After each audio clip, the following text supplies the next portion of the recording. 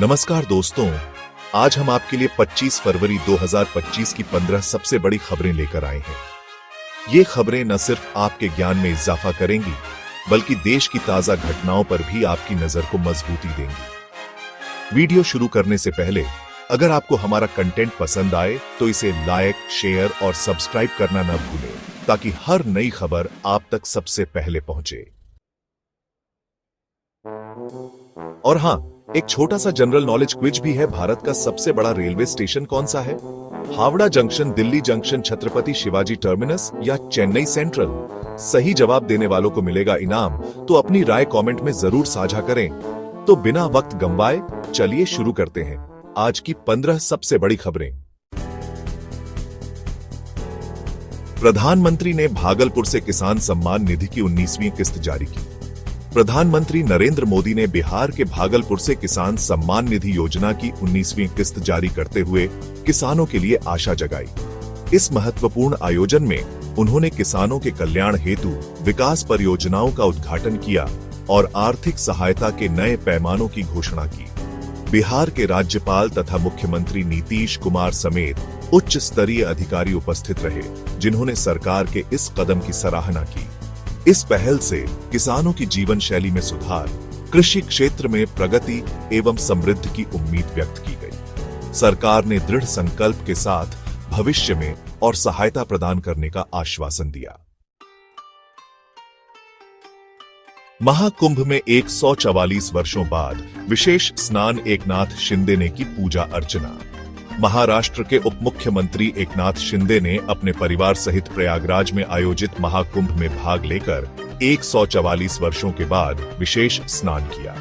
इस पावन अवसर पर उन्होंने त्रिवेणी संगम के महत्व पर जोर देते हुए कहा कि यह आयोजन धार्मिक एकता और सांस्कृतिक विरासत का प्रतीक है।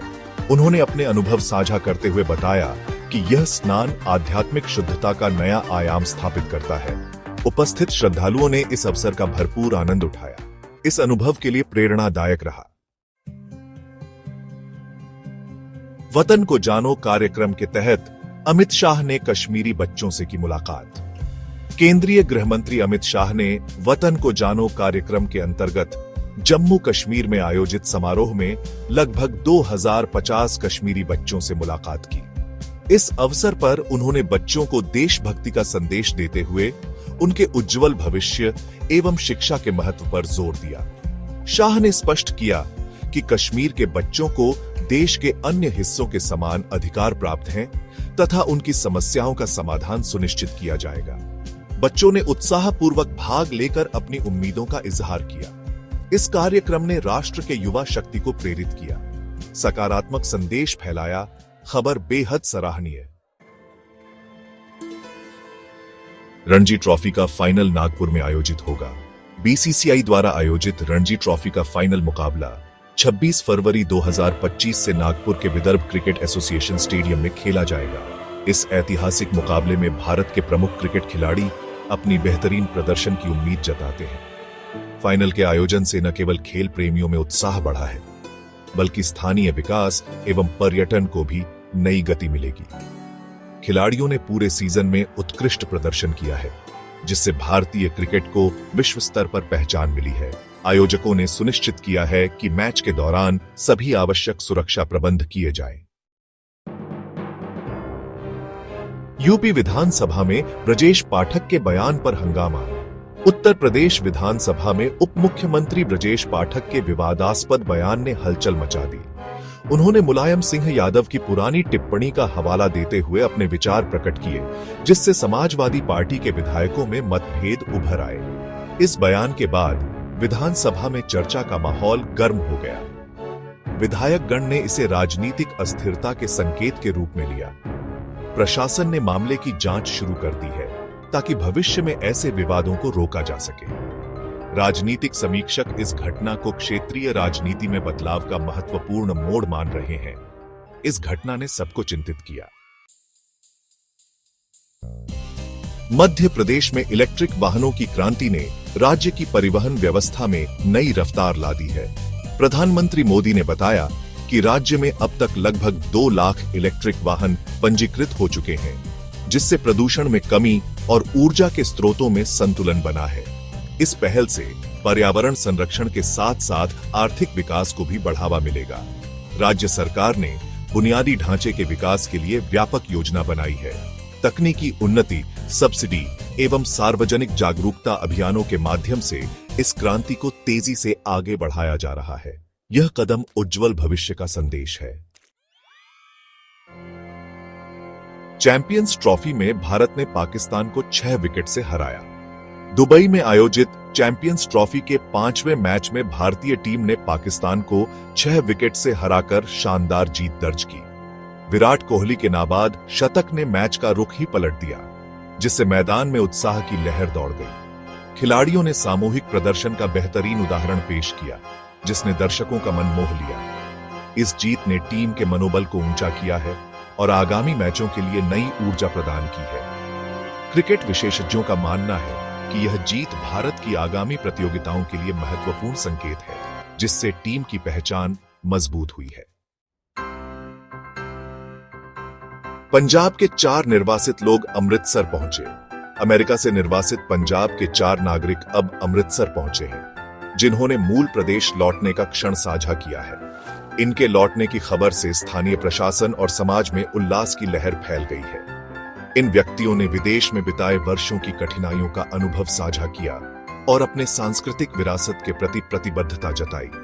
प्रशासन ने इनके स्वागत के लिए विशेष आयोजन आयोजित किया है, जिसमें मीडिया और आम जनता ने उत्साहपूर्वक भाग लिया। यह कदम नागरिक पुनर्वास और सांस्कृतिक पुनरुत्थान की दिशा में एक सकारात्मक पहल के रूप में सराहा जा रहा है। पोप फ्रांसिस की स्वास्थ्य स्थिति अब गंभीर है, क्योंकि हाल में उनके रक्त परीक्षण में किडनी में गड़बड़ी के संकेत मिले हैं। इस खबर ने विश्व भर के धार्मिक समुदायों में चिंता की लहर दौड़ा दी है। पोप की सेहत को लेकर चर्चा तेज हो गई है और विभिन्न देशों के नेताओं ने शीघ्र स्वस्थ होने की कामना की है। भक्तगण अपनी प्रार्थनाओं में उनका समर्थन कर रहे हैं। उनकी हालत पर सतर्क निगरानी रखी जा रही है। यह खबर धार्मिक और राजनीतिक क्षेत्रों में चर्चा का प्रमुख विषय बन गई है, जिससे लोगों में चिंता उत्पन्न हो रही है। जरूर। और अब अगली खबर की तरफ बढ़ते हैं। मिजोरम के आइजोल क्षेत्र के पास असम राइफल्स द्वारा भारी मात्रा में विस्फोटक बरामद किए गए हैं, जिसके तुरंत जांच शुरू कर दी गई है। इस बरामदगी में 4,980 जिलेटिन की छड़ें मिली हैं, जिससे सुरक्षा बलों में तत्परता का माहौल बना है। मामले में 2 महिलाओं समेत 3 तस्करों को हिरासत में लिया गया है। प्रशासन ने जांच के लिए उच्च स्तरीय टीम भेजी है, ताकि भविष्य में ऐसी घटनाओं को रोका जा सके। स्थानीय प्रशासन ने जनता से सतर्क रहने तथा संदिग्ध गतिविधियों की सूचना देने की अपील की है। सुरक्षा उपायों में सुधार किया, सावधानी बरती गई। और अब अगली खबर की तरफ बढ़ते हैं। प्रयागराज महाकुंभ में एक नया डिजिटल अनुभूति केंद्र स्थापित किया गया है, जो श्रद्धालुओं के लिए एक अनूठा अनुभव प्रदान कर रहा है। इस केंद्र में अत्याधुनिक तकनीक का उपयोग करते हुए डिजिटल माध्यम से धार्मिक कथाओं, इतिहास और संस्कृति का जीवंत प्रदर्शन किया जा रहा है। श्रद्धालुओं को इस तकनीकी सुविधा से आध्यात्मिक अनुभव को नया आयाम मिल रहा है।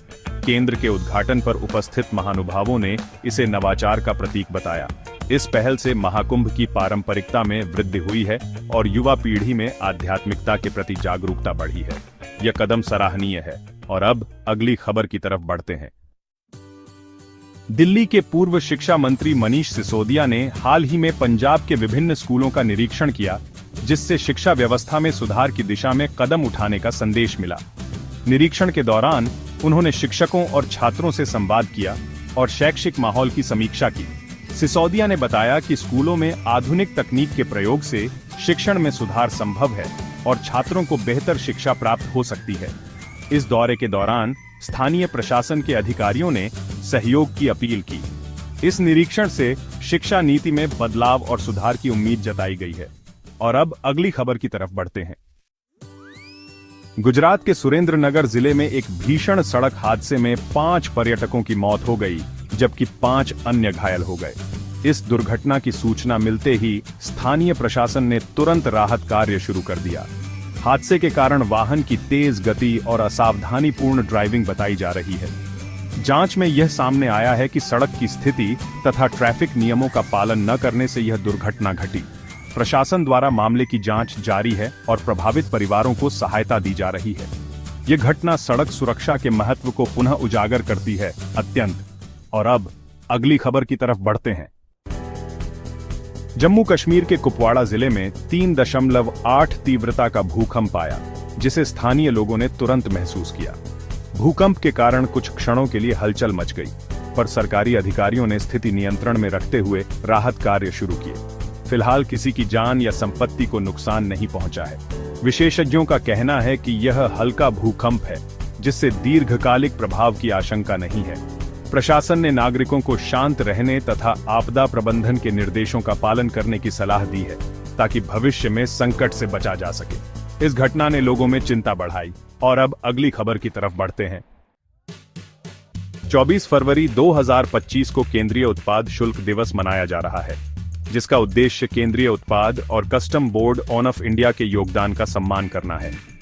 इस दिन विभिन्न राज्यों में समारोह आयोजित किए जा रहे हैं, जहां सरकारी अधिकारियों ने उत्पाद शुल्क व्यवस्था के महत्व पर चर्चा की। आयोजन से व्यापार और उद्योग में सुधार की नई नीतियां पेश की जा रही हैं। विशेषज्ञों का मानना है कि यह दिन देश की आर्थिक प्रगति और वैश्विक व्यापार में प्रतिस्पर्धा को उजागर करता है। यह समारोह देश में उत्साह और समर्पण की भावना को मजबूत करता है। बहुत अच्छा।